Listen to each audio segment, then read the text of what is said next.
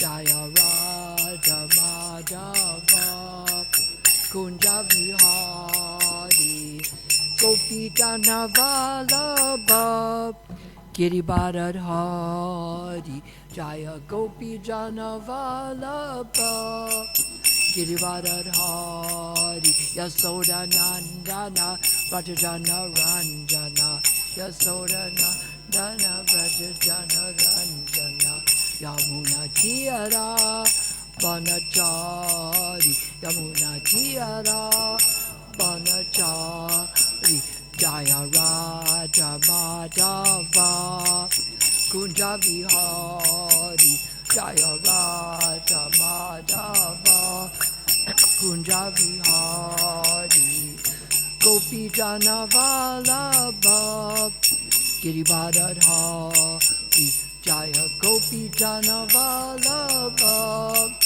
Girivardhari Yasoda Nandana Vrajajana Ranjana Ranjana Yamuna Tiyara Banachari Yamuna Tiyara Banachari Om Namo Bhagavate Vasudevaya Om Namo Bhagavate Vasudevaya Om Namo Bhagavate Vasudevaya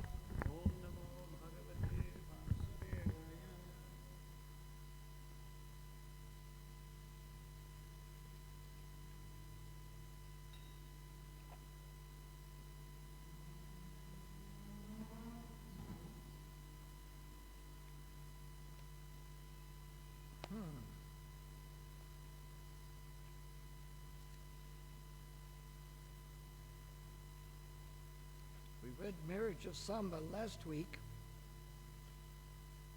so it must be the great sage Narada visits the different homes of Lord Krishna. This is chapter 69 of the Krishna book.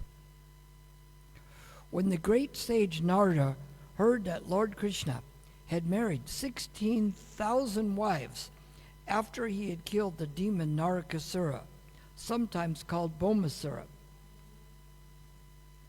Let's see how long this is, just to see where we're at. Okay. He was astonished that Lord Krishna had expanded himself into 16,000 forms and married these wives simultaneously in different palaces. Anybody here can do that? Can't marry 16,000 wives? How about 16,000 husbands? How about 16,000 grains of rice? Can you eat that? You can't? How much would that be? 16,000. Be about 5 ounces. You could probably do it.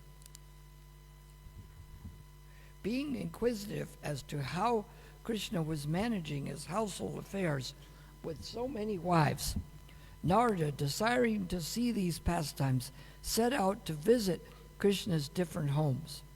When Narada arrived in Dwarka, he saw gardens and parks full of various flowers of different colors, and also orchards overloaded with a variety of fruits. Beautiful birds were chirping. Try to imagine this now. You're there. You walk in, and there's beautiful gardens with flowers of different colors, and orchards overloaded with varieties of fruits. Beautiful birds were chirping, and peacocks, it says crowed, but it must mean cooed, delightfully. There were ponds full of blue and red lotus flowers, and some of these ponds were filled with varieties of lilies.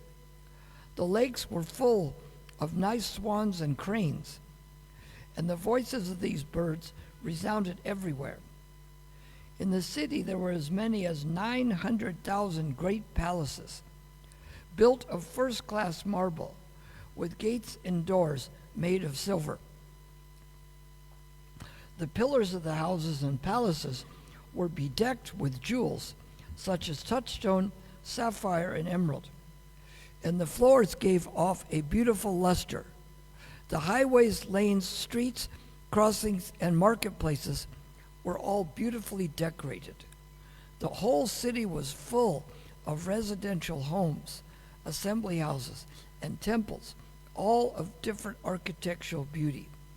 All of this made Dwarka a glowing city. Big avenues, crossings, lanes, and streets, and also the thresholds of every residential house were very clean. On both sides of every path, there were bushes, and at regular intervals, there were large trees that shaded the avenues so that the sunshine would not bother the passers-by. In this greatly beautiful city of Dwarka, Lord Krishna, the Supreme Personality of Godhead, had many residential quarters. The great kings and princes of the world used to visit these palaces just to worship him. The architectural plans were made personally by Vishvakarma, the engineer of the demigods. And in the construction of the palaces, he exhibited all of his talents and ingenuity. These residential quarters numbered more than 16,000, and a different queen of Lord Krishna's resided in each of them. The great sage Narada entered one of these houses and saw that the pillars were made of coral and the ceilings were bedecked with jewels. The walls, as well as the arches between the pillars, glowed with the decorations of different kinds of sapphires. Throughout the palace were many canopies made by Vishvakarma that were decorated with strings of pearls.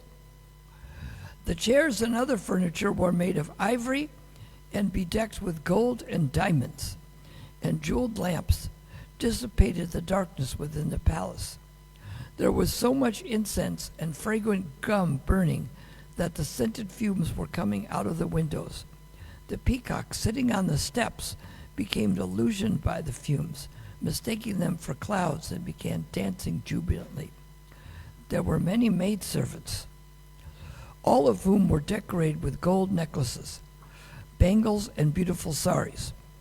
There were also many men servants, nicely dressed in cloaks and turbans and jeweled earrings. Beautiful as they were, the servants were all engaged in different household duties. Wouldn't it be nice to see the city of Dwarka and the palaces? Would you like to take a tour of this? Who wants to go on a tour of it?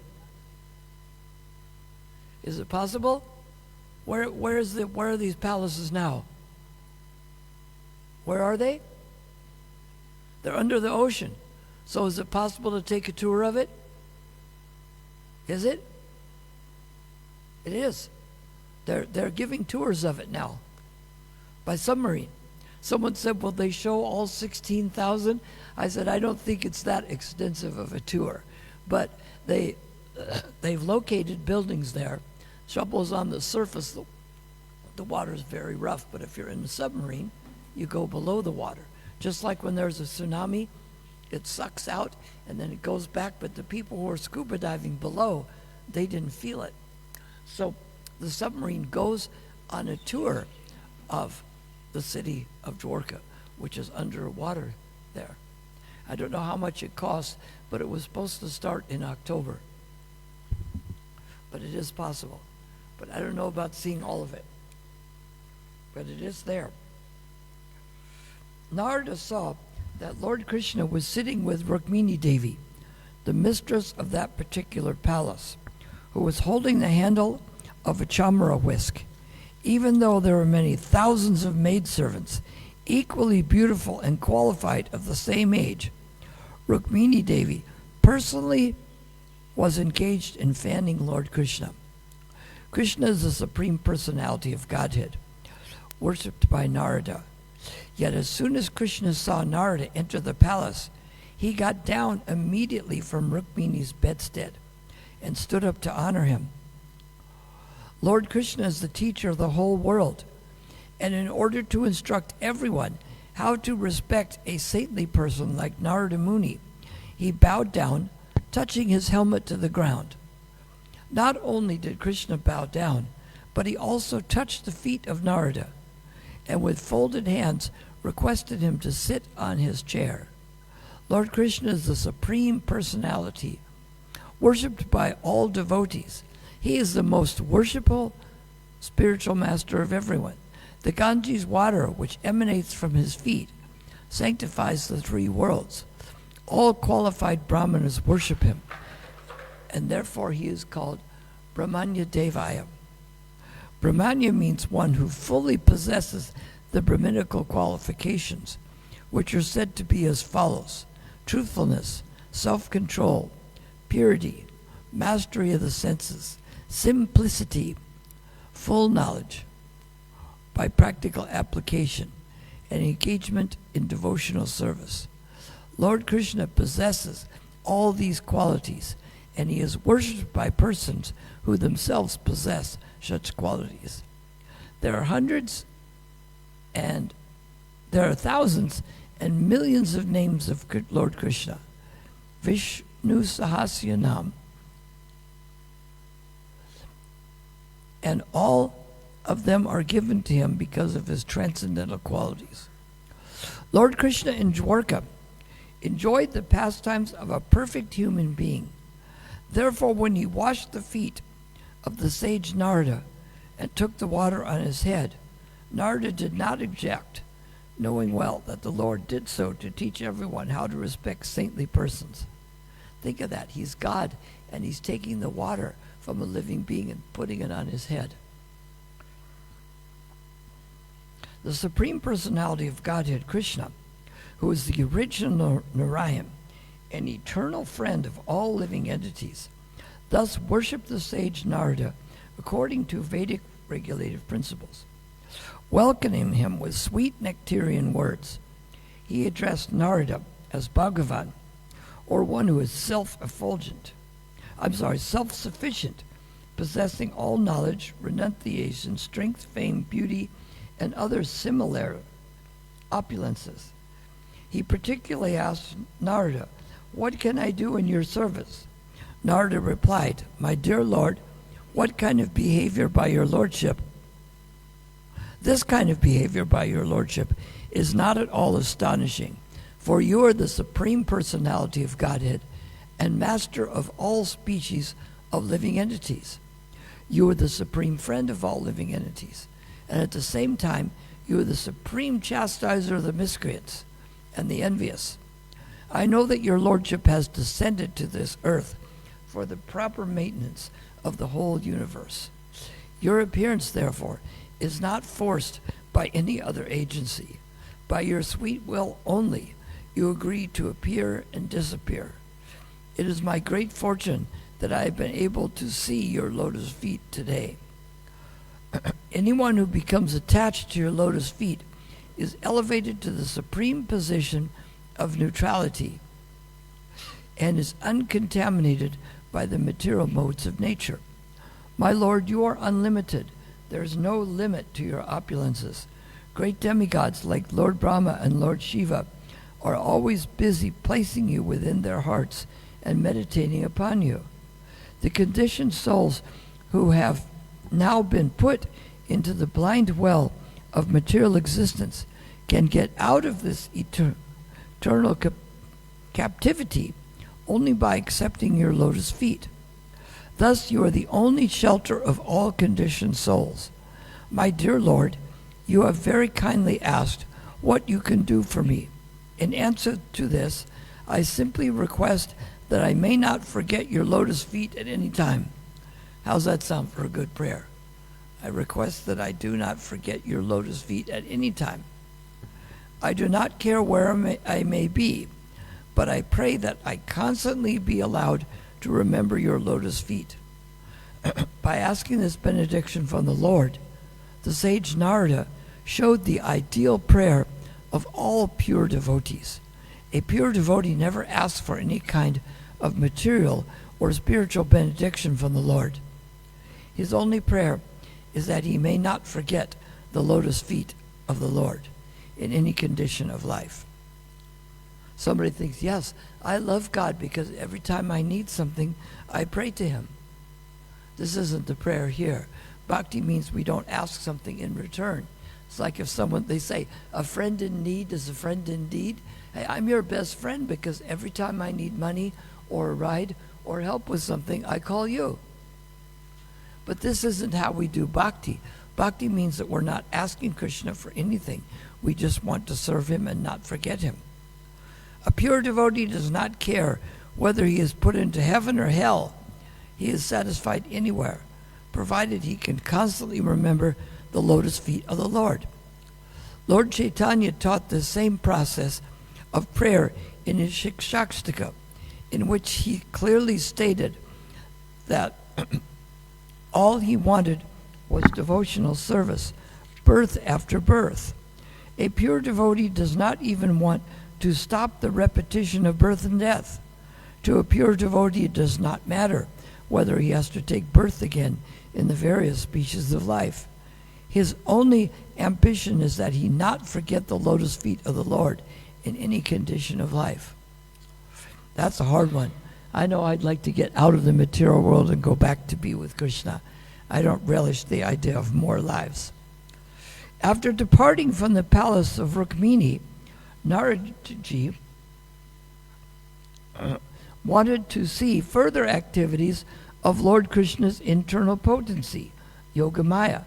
Thus he entered the palace of another queen. There he saw Lord Krishna was engaged in playing chess with his dear wife and Uddhava. The Lord immediately got up from his personal seat and invited Narada Muni to sit there. The Lord again worshipped him with as much paraphernalia for reception as he had used in the palace of Rukmini. After worshipping him properly, Lord Krishna acted as if he did not know what had happened in the palace of Rukmini. He therefore told Narada, "My dear sage, when your holiness comes here, you are full in yourself. Although we are householders and we are always in need, you don't require anyone's help." Narada Muni must not imagine how he does. It's like, I remember I went with a friend to someone's house and I was talking with the one person, and then he went away and he came back and he's asking me the same questions. And I said, "Didn't we just do this?" I said, "Oh, that was my twin brother." I didn't know he had a twin brother. But imagine he'd just seen Krishna and Krishna's treating him as if he hadn't seen him. We are householders, always in need. You don't require anyone's help, for you are self-satisfied. Under the circumstances, what reception can we offer you, and what can we possibly give you? Yet since your holiness is a Brahmana, it is our duty to offer you something as far as possible. Therefore I beg you to please order me. What can I do for you? This is Krishna talking to Narada, remember. Order what you can do for me. Naradaji knew everything about the pastimes of the Lord. So without further discussion, he simply left the palace silently in great astonishment over the Lord's activities. He then entered another palace. Don't worry, we're on the second palace. There's only 16,000. So there's only 15,898 left to go. He was engaged as an affectionate father petting his small children. From there he entered another palace and saw Lord Krishna preparing to take his bath. In this way, Saint Narada entered each and every one of the 16,000 residential palaces of the queens of Lord Krishna. And in each of them he found Krishna engaged in different ways. In one palace he found Krishna offering oblations to the sacrificial fire and performing the ritualistic ceremonies of the Vedas as enjoined for householders. In another palace he found Krishna performing the Panchajagya sacrifice, which is compulsory for a household. This yagya is also known as Panchasuna. Knowingly or unknowingly, everyone, especially the householder, commits 5 kinds of sinful activities. When we receive water from a water pitcher, we kill many germs that are in it. Similarly, when we use a grinding mortar to eat food, we kill many germs. When sweeping a floor or igniting a fire, we kill many germs. And when we walk on the street, we kill many ants and other insects. Be careful of the ants and insects walking down here. There's the one slugs. They're like snails without a shell. Be careful. I notice sometimes people step on them. So we have to be careful of that. Consciously or unconsciously, in all of our different activities, we are killing. Therefore, it is incumbent upon every householder to perform the Panchasuna sacrifice, to rid himself of the reactions to such sinful activities. In one palace, Narada found Lord Krishna feeding brahmanas after performing ritualistic yagyas. In another palace, Narada found Krishna silently chanting the Gayatri mantra. And in a third, he found him practicing fighting with a sword and shield. In some palaces, Lord Krishna was found riding on elephants or horses or chariots and wandering hither and thither. Elsewhere, he was found lying down on his bedstead taking rest.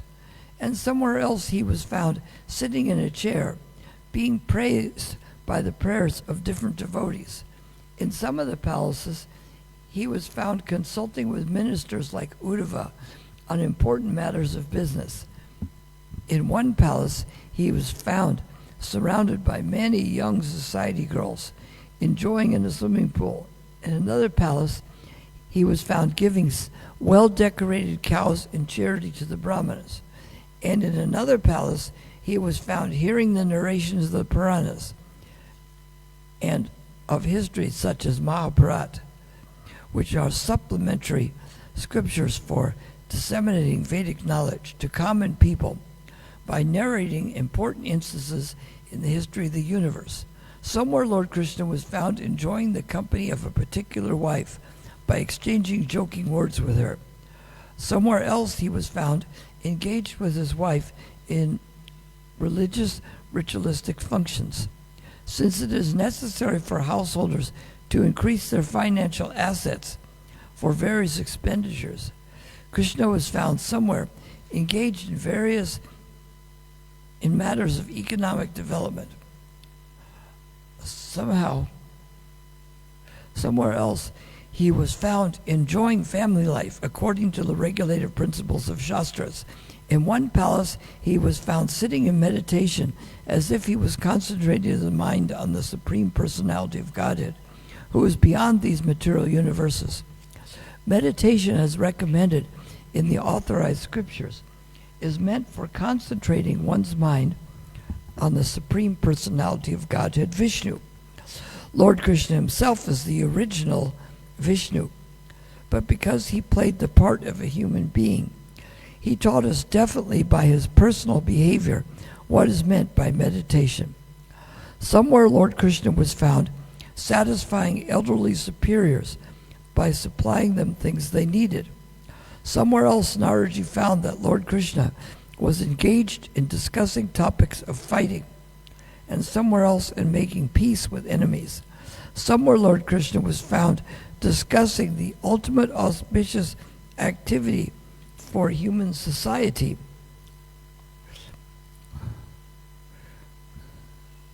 For the entire human society with his elder brother Balaram. Narada saw Lord Krishna engaged in getting his sons and daughters married with suitable brides and bridegrooms in due course of time. And the marriage ceremonies were being performed with great pomp. In one palace, the Lord was found bidding farewell to his daughters. And in another, he was found receiving a daughter-in-law. People throughout the whole city were astonished to see such pomp and ceremonies. Somewhere, the Lord was seen performing different types of sacrifices to satisfy the demigods, who were only his qualitative expansions. Somewhere he was engaged in public welfare activities, establishing deep wells for the water supply, rest houses, and gardens for unknown guests, and great monasteries and temples for saintly persons.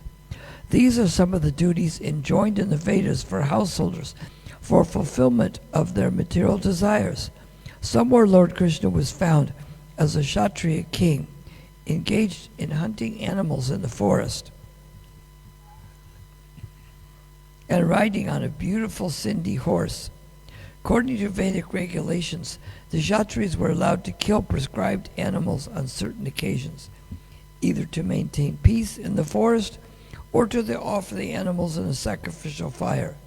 Kshatriyas are allowed to practice this killing art because they have to kill these enemies mercilessly to maintain peace in society. In one situation, the great sage Narada saw Lord Krishna, the Supreme Personality of Godhead and Master of mystic powers, acting as a spy by changing his usual dress. In order to understand the motives of different citizens in the city and the palaces, Saint Narada saw all these activities of the Lord, who is the supersoul of all living entities, but who played the role of an ordinary human being to manifest the activities of his internal potency. Smiling with himself, Narada addressed the Lord as follows: My dear Lord of all mystic powers, object of the meditation of great mystics, the extent of your mystic power is certainly inconceivable, even to mystics like Lord Brahma and Lord Shiva. But by your mercy, because of my being always engaged in the transcendental loving service of your lotus feet, your Lordship has very kindly revealed to me the actions of your internal potency. My dear Lord, you are worshipable by all, and the demigods and predominating deities of all 14 planetary systems are completely aware of your transcendental fame. Now please give me your blessings so that I may be able to travel all over the universes, singing the glories of your transcendental activities. The Supreme Personality of Godhead, Lord Krishna, replied to Narada as follows: My dear Narada, O sage among the demigods, you know that I am the supreme instructor and perfect follower of all religious principles, as well as the supreme enforcer of such principles. I am therefore personally executing such religious principles in order to teach the whole world how to act. My dear son, it is my desire that you not be bewildered by such demonstrations of my internal potency. The Supreme Personality of Godhead was engaged in his so-called household affairs in order to teach people how one can sanctify one's household life, although one may be attached to the imprisonment of material existence. Actually, one is obliged to continue the term of material existence because of household life. But the Lord, being very kind upon householders, demonstrated the path of sanctifying ordinary household life.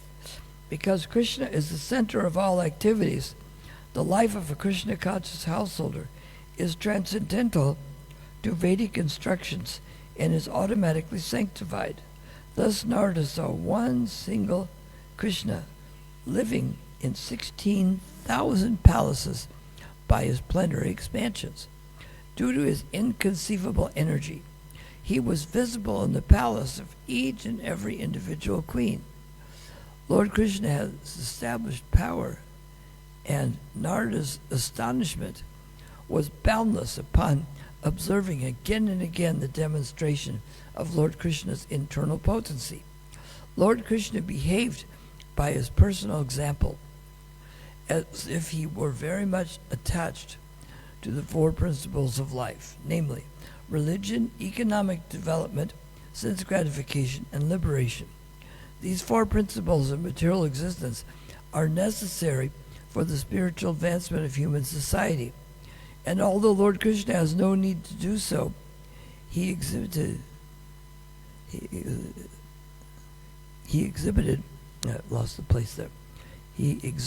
his household activities so that people might follow in his footsteps for their own interest. Lord Krishna satisfied the sage Narada in every way.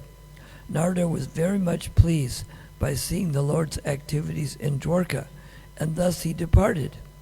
In narrating the activities of Lord Krishna in Dwarka, Sukadev Goswami explained to King Parikshit how Lord Krishna, the Supreme Personality of Godhead, descends to this material universe by the agency of his internal potency and personally exhibits the principles which, if followed, can lead one to achieve the ultimate goal of life. All the queens in Dwarka, more than 16,000 in number, engaged their feminine attractive features in the transcendental service of the Lord by smiling and serving. And the Lord was pleased to behave with them exactly like a perfect husband enjoying household life. One should know definitely that such pastimes cannot be performed by anyone but Lord Krishna, who is the original cause of creation, maintenance, and dissolution of the whole cosmic manifestation. Anyone who attentively hears the narrations of the Lord's pastimes in Dwarka, or supports a preacher of the Krishna consciousness movement, will certainly find it very easy to traverse the path of liberation and taste the nectar of the lotus feet of Krishna. And thus he will be engaged in Lord Krishna's devotional service. Thus ends the Bhaktivedanta purport of the 69th chapter of Krishna. The great sage Narada visits the different homes of Lord Krishna.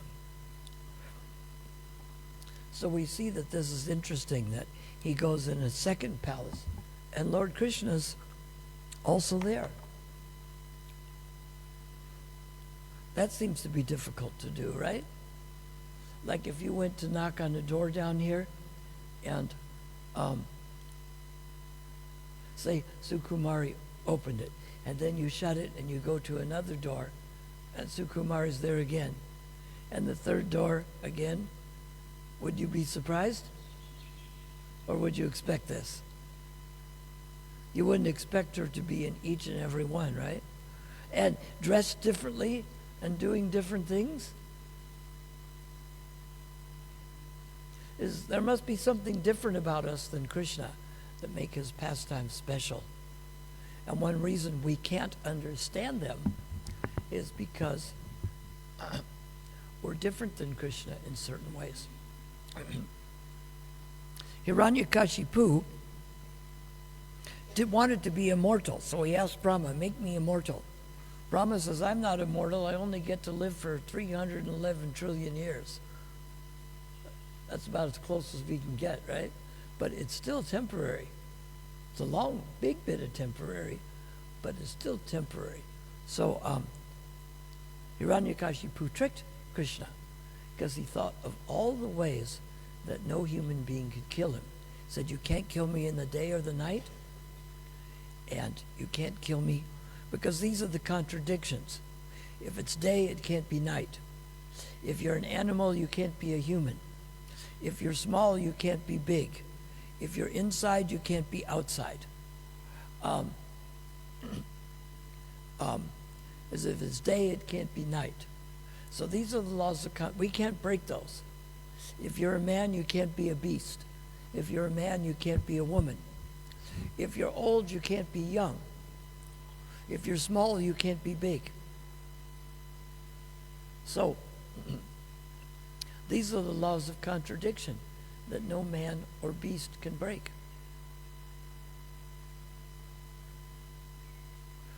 So how can Krishna take care of these things? It says in the Brahma Samhita that Krishna is Advaitam, Achyutam, Anadim, Anantarupam, Adim Puranam Purusham Navajovanamscha, Vedeshu Durlabha Adurlabha Bhakto, Govindam Adi Purusham Tamajaham Bhajami. Krishna is Advaita, he's non-dual. He's non-different from himself. He's Achyuta, infallible. Anyone else who's infallible? Raise your hand. Anadim, he's without beginning. Anantarupam, he's existing in unlimited forms. He is Adim Puranam Purusham, the oldest person in creation. So is God painted as an old man? Is he? What's the answer? Who says no? He's not painted as an old man. Who says yes? Where? Where would you find such a painting? Where? In the Sistine Chapel in Rome, Michelangelo painted God reaching out to Adam to give him life. Adam was supposed to be the first person, but there was people before that, so it doesn't quite make sense. But anyway, he's an old man. But it's kind of like George Carlin must have heard this. He was a comedian. I said, what's the use of being God if you have to be an old man? He says, what's the use of being God? People are sitting around praying to you, and you get confused because the shopkeeper's praying, please, God, make sure that my shop is locked so no thief can get inside. And the thief is praying, please, God, make sure my shop is unlocked, or that shop is unlocked so I can steal something. And God is confused. He says, what's the use of being God if you're confused by conflicting prayers? So this is not a very good conception of God. He's not conflicting. But if God has been around, if anyone's been around for a long time, they have to be old, right? If they're small, they can't be big. If they're big, they can't be small. If they're inside, they can't be outside. If they're old, they can't be young. These are the laws of contradictions we can't break. So how does Krishna do that in his pastimes and appear as Lord Nrsingadev when these things are against the law of contradiction? How is this possible? According to the law of contradiction, you can't do such things. So does that mean Krishna can't do them? Do you want to go to Lord Nrsingadev and say, I'm sorry, but this is against the law of contradictions? Who volunteers for that? Anybody? You're sure, right? You want to argue with Lord Nrsingadev? So if these are against the law of contradiction, then how is it possible for Krishna to do it? Who's going to come up with the answer? How is it possible? What do you think, Ram Vijay? If it's against the law of contradiction, how is Krishna able to do it? What? Say it? And meaning what as far as this? What about Krishna and the law of contradiction? All of us are subject to this law. So how can Krishna do it? He's not subject to the law of contradiction. You got the point. That's the whole point. People think they can use makeup, plastic surgery, that they can be old and still appear as a fresh youth. They just appear a little less old. That's the difference between Krishna and us. He is not subject to this law of contradiction. So he can do many things we can't do. We can't lift the Govardhan hill. But so Krishna can't? We can't judge the things that Krishna does based on what we can do or what we can't do. Because obviously Krishna has some extra potencies we don't have. And this is exhibited here. The fact that he was in 16,000 palaces and he was doing different things. He's in the heart of every living entity and he knows everything that's going on. But does he divide himself up? If he's in 16,000 palaces, does that mean each one only has 1/16 of his potency? Each one has all of it. How is that possible? We can't conceive of it. Must mean it's inconceivable. Maybe our brain is not capable of understanding that. It's like I said that somebody asked me, can you explain how Brahma was tricked by Krishna when Krishna expanded into all the calves and cowherd boys that Brahma had hidden? Could I explain that? Is it possible to get a blackboard out and show the mathematical principle? Is it possible?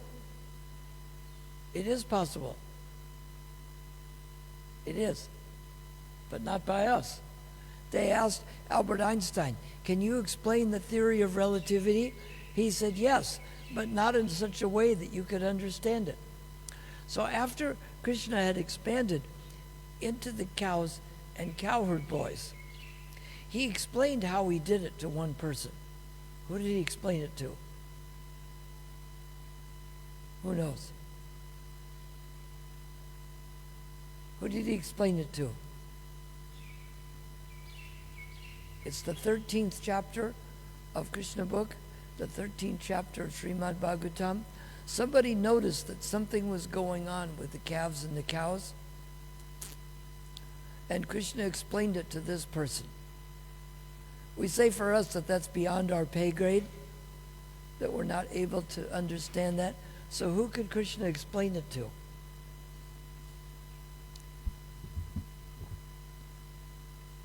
Somebody must have an idea. Balaram. Now, why would Balaram be able to understand it? Why? Because it's too much for jiva souls to understand. So how could Balaram understand it?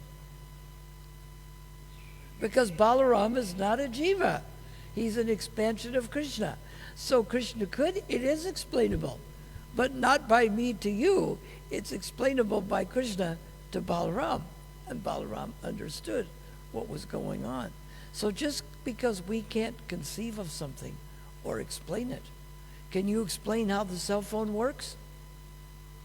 Can you see the microwaves going into the cell phone? Is the cell phone dependent on you being able to see the microwaves or understanding how it works? If you don't understand how the engine of a car works, does that mean it doesn't work? Just because we don't understand something doesn't mean it doesn't work. It just means we don't understand it. It's not conceivable by our brain. Many things are not conceivable by our brain, and not by the computer either, because it's put together by people. And so we have to see that this is what Narada is showing, that Krishna is doing a different thing in each and every one of the palaces. He's engaged in something different. And he's the Supreme Personality of Godhead, but in the form of Krishna. He just wants to engage in pastimes. He is serving Narada. Who does Krishna have to serve? He doesn't have to serve anyone. So he's doing out of love because he wants to. It's not like a person who's buttering someone up. They say in India that too much devotion is the sign of a thief. Because say you're the leader or runner of a business, you may not want to have someone who always disagrees with you, correct? But if someone always agrees with you, is that a good sign? I tested the one person like that. He was misbehaving in many ways. He was doing some work for me. And so I told him off really badly about the exact nature of his wrongs. And he says, you're probably right, but can I still borrow that $50? Because they want to get what they want to get. And so they'll agree with everything. That's how, as leaders of business or temples, we have to be careful. Because the person who's going to molest children or steal money, what do they say about the leader's opinions? Do they disagree? What do they say? If someone's in charge of a business or a temple and this person is planning to steal money or molest children, how do they deal with the temple or business authority? Do you know? Do they argue with them, or do they agree with every single thing they say? You test them by saying something like, today's Wednesday, isn't it? Oh yes, today is Wednesday. That may be too easy. But if they agree with everything you say, they're trying to trick you. So,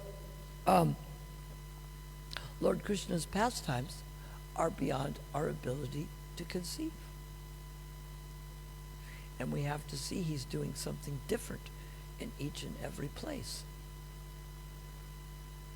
And we may fit in each different place. We may be in Krishna's pastimes in a particular place when you read about, Jiva Goswami writes in the Gopal Champu about the spiritual world, how there's different areas, and there's different Mother Yasodas, and there are different cowherd boys, and the people engage with Krishna according to their relationship with Krishna. Because here in this material world, you might be a child and then you grow up. You might go to college and then you're a student, and then you change from being the student to working in the finance field, and then you go from the finance to business administration. Does that mean that you become a different person? No, only the titles are changing. But with our Swarup, our original position, that is who we are, and that doesn't change. But that we don't see yet. That is how we are in the spiritual world. So what we have to realize by Krishna's pastimes, is this the best place to be? I remember as a child, my parents would listen to the musicals. There was one, I think it was My Fair Lady.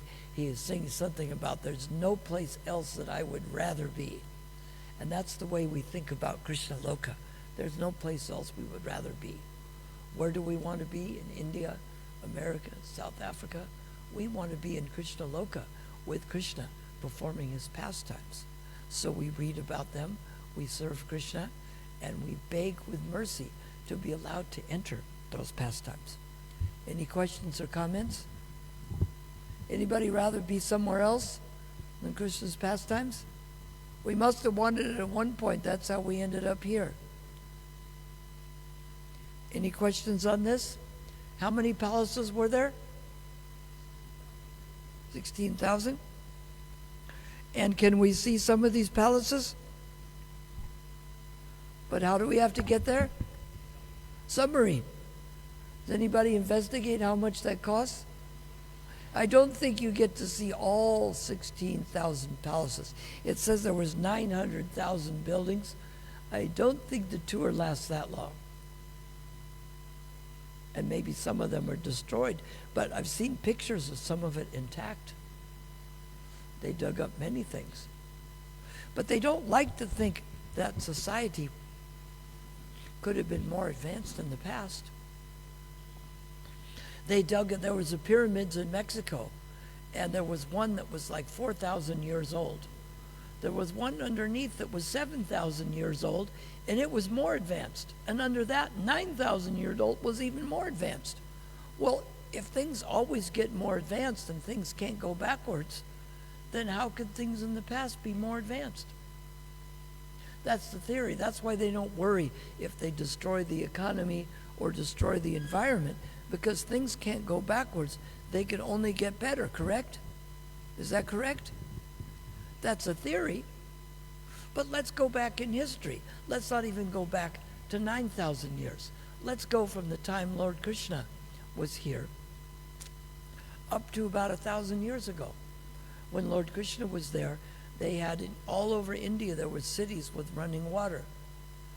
Ancient Greece and Rome had running water like 2,500 to 3,000 years ago. 1,000 years ago, where was the running water? How many cities had it? None. Does that prove that the fact that if things can go backwards, it proves it's possible, right?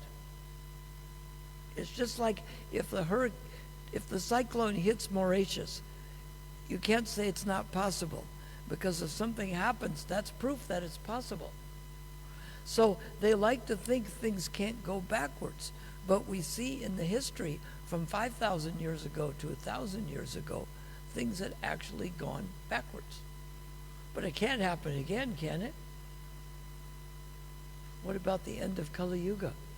Will things be backwards from there? And they'll probably say, oh, they used to have cars and airplanes. Oh, that's not possible. Because people believe things that are here have always been here, and they don't think about future things. Just like someone asked, what does Prabhupada mean when he writes here that we can use the telephone and the television and the radio for preaching, and even future forms of communication? I said, well, that means that future forms of communication are coming out. And Prabhupada says we can use them. If someone says something about the internet and the cell phone, you go, what's the cell phone and what's the internet? They'll think you must be stupid, right? But if you'd mentioned this 50 years ago, well, I'll use my cell phone, I'll go on the internet. They think, what are you talking about? And you'd explain to them, and they wouldn't believe it was true. Just because they can't conceive of it doesn't mean it's not true. The same with Krishna's pastimes. Just because we can't conceive of it doesn't mean it isn't true. What we have to do is when we go there and experience it, then we know for sure. And that's what we want. Hare Krishna. So Sunday feast today, Vibhu Chaitanya will be enlivening us about book distribution. Is that correct? All right, Hare Krishna. We may not be able to compete with Mayapur, but we can up our scores.